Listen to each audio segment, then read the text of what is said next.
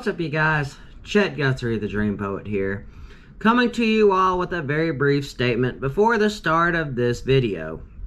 And anyway, guys, as of September 1st, my book, Ghosts and Mysteries of Bradley County, Tennessee, has hit Amazon shelves, or Kindle shelves. I'm not sure exactly what. Anyway, long story short, Kindle, Amazon, Kindle, they're all owned by the same people.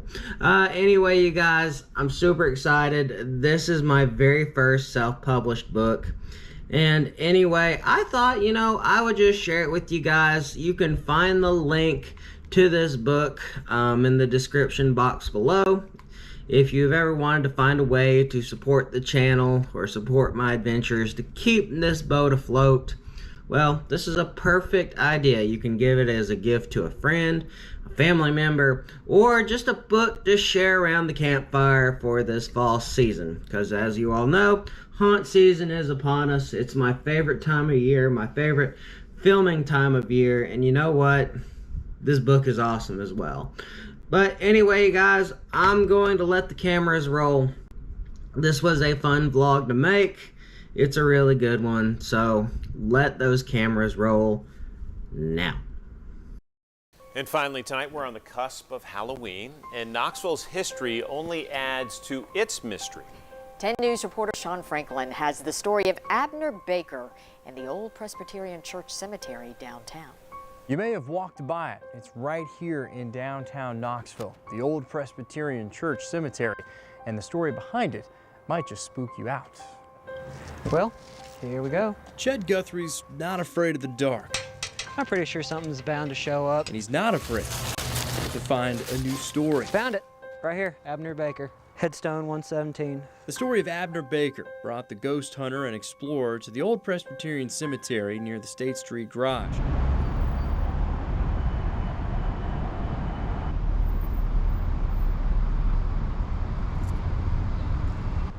What's up, you guys? Chet-Guthrie, the Dream Poet here, coming to you all with another spooky video from my haunt season vlogging series.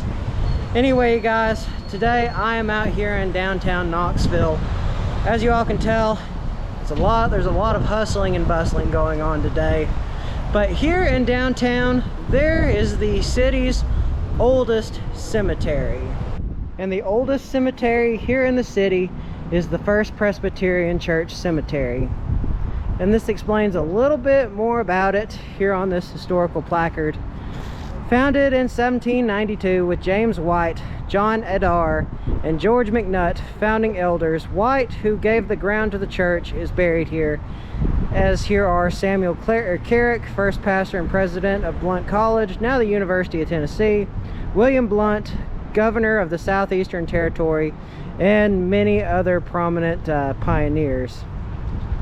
Anyway, guys, there's a lot of history here in this cemetery, as well as a lot of dark history behind it as well.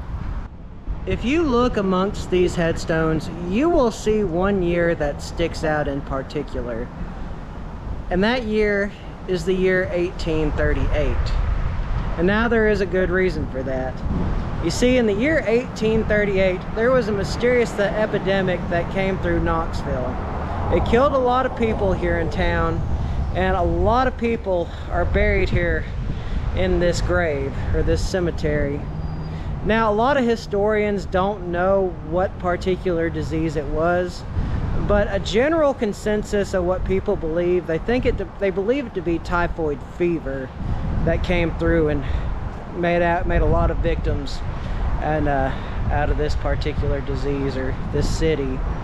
Now, aside from the epidemic that happened, there is one grave site that stands out amongst the others, and it is quite literal. In fact, it is the last grave, or the last person interred here at this cemetery, and his name was Abner Baker. And now the story behind Abner Baker, we must go all the way back to the Civil War.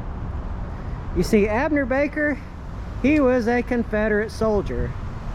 And after the Civil War had ended, he was a veteran. He lived here in Knoxville. In fact, he had a family home called the Baker Peterson House that he and his family lived in. But anyway, one day while he was out here, he got into an altercation with a Will Hall. Now Will Hall, he was a Union veteran, but the two men, they got into an argument. Will Hall, he beat up Abner Baker with his cane, and as a form of self-defense, he brought out his pistol that was in his pocket and he shot the man, killing him in his tracks. Now this did not sit well with a lot of Union soldiers. In fact, this was 1865, a year after the Civil War had ended. Ties between the North and the South were still very much, well, I won't say volatile, very much sensitive. But that night, while Abner Baker was in his jail cell, several men who followed Will Hall, who were also fellow Union veterans, they did not like what happened. So they broke into the jail, they took Abner Baker, and they hung him from a nearby tree.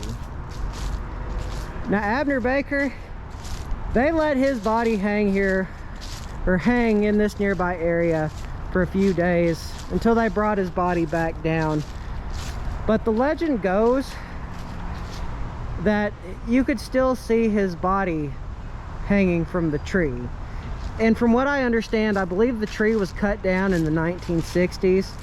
But some say you could still see his body hanging in the area from which he was hung from. But now I'm trying to find his headstone. I believe it's right here. In fact, it is the largest headstone here in the cemetery. But anyway, now that I've told a little bit of history about Abner Baker, no, that's John Bond. I believe it's this one right here. Yep, Abner Baker. Anyway, this is his headstone. Again, I say he was the last person interred here, the last person buried here. I think he had family ties, which was the reason why. But anyway, his spirit is also said to haunt this cemetery. Some people have said they've seen him walking amongst the graves. Well, of course, as I've already stated, some people have said that they've seen him hanging from the trees. And well, there's another part to this story. You see, Abner Baker's father was also killed during the Civil War. And actually his ghost is said to haunt the Baker Peters house, which I think we'll make a stop by. We'll check that out, because there is a fascinating story about that as well, where you see in death his father still haunts the house as well. So anyway, we're gonna make a trip down the road and we're gonna check that out. Under the neon Finn sign, inside this historic home, there's a history you might not see. It is very haunted. But when you're inside, there's a chance you'll feel it. Certain areas in the house are very active, very active. It's been Finn's Tavern for almost a year, but it's known best as the Baker Peters house. Built in 1830 by Dr. J. Harvey Baker, it's where he would eventually die, shot and killed inside the home by Union troops in 1863. They came into the house and he barricaded himself into the bedroom here with his couple of aides, and they shot him through the door.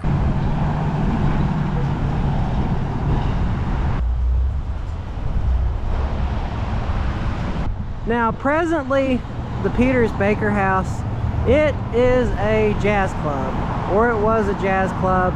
On Google it says that it's permanently closed, but I believe it might be a bar of some sort now. I was doing a little bit of digging and I found out what ties these two places together.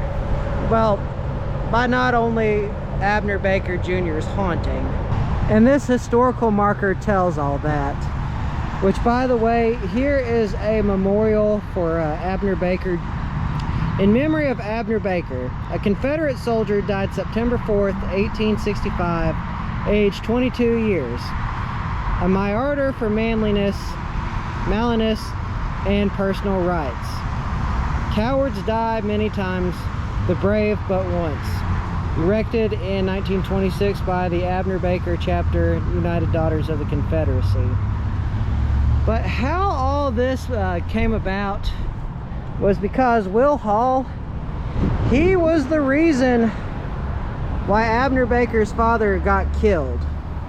You see, he was the whistleblower that said that Abner Baker was harboring a few Confederate soldiers. We'll read this a little bit more to see what it says. The Baker Peters Rogers house was significant for its history and its architecture. The surroundings of the house have changed drastically since its construction in 1840. The house was the center of an extensive farm settlement west of Knoxville and set on a much larger tract of land that it presently occupies. As development occurred around the house, its surrounding acreage was sold until in 1989, only a small portion of the original tract remained. However, the house still faces Kingston Pike and is located on its original site.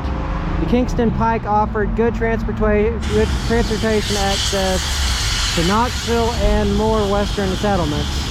The Baker Peters Rogers house follows the location patterns of many of the larger houses of Knox County built before the Civil War, which were located to capture river access to along one of the major roadways. Kingston Pike has continued to provide that accessibility, which has contributed to the desirability of the property for commercial uses. The house has been the site of several restaurants, and its location led Phillips Petroleum Company to select it as a potential station located in 1988.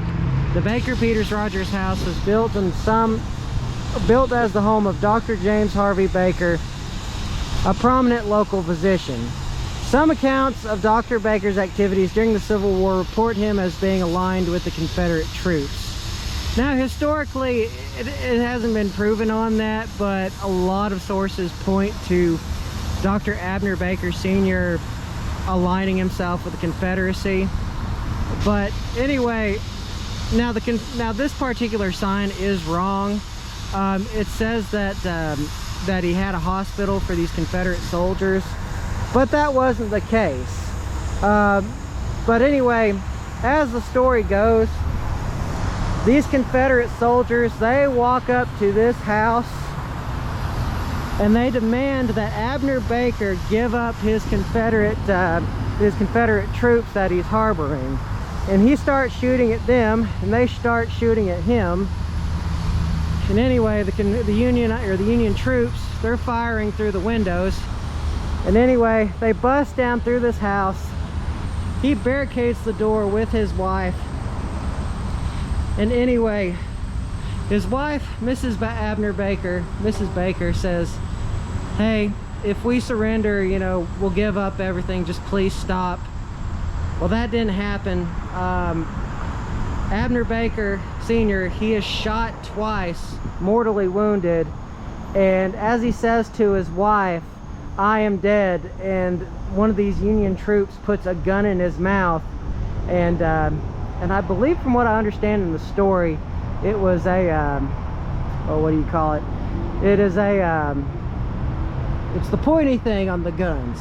Anyway, a bayonet. There we go. He stabbed in the mouth with a bayonet. And anyway, some years later, a lot of paranormal activity is recorded at this house.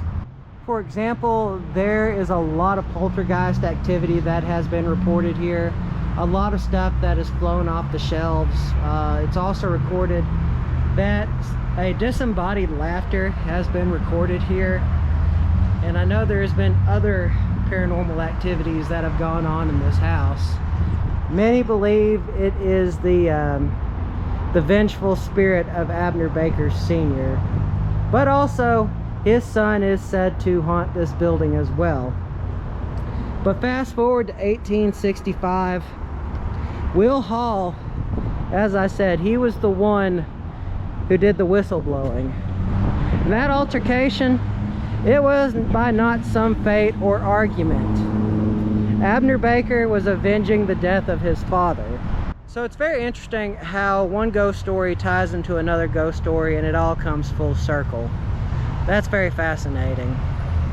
But anyway, guys, this is going to be another haunt season vlog for another day.